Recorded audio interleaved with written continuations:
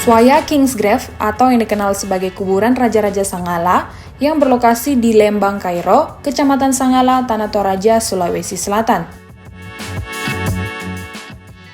Dari kejauhan, patung Tau-Tau yang berusia ratusan tahun bak menyambut kedatangan para pengunjung. Terdapat tangga curam yang dapat pengunjung naiki demi melihat lebih dekat patung Tau-Tau Raja Swaya.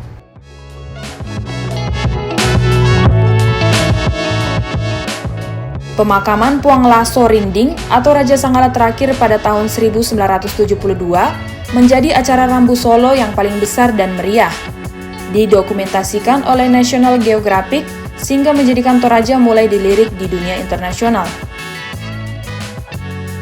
Makam Islam adalah keunikan yang menjadikan Swaya berbeda dibandingkan kuburan batu lainnya di Toraja.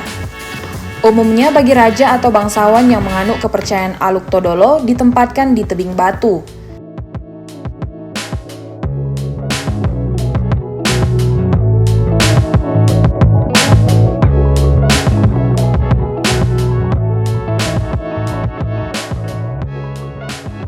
Sedangkan bagi bangsawan yang memeluk agama Islam ditempatkan di bawah tebing. Ada beberapa makam penganut agama Islam bangsawan Sangala yang terletak di bawah tebing batu.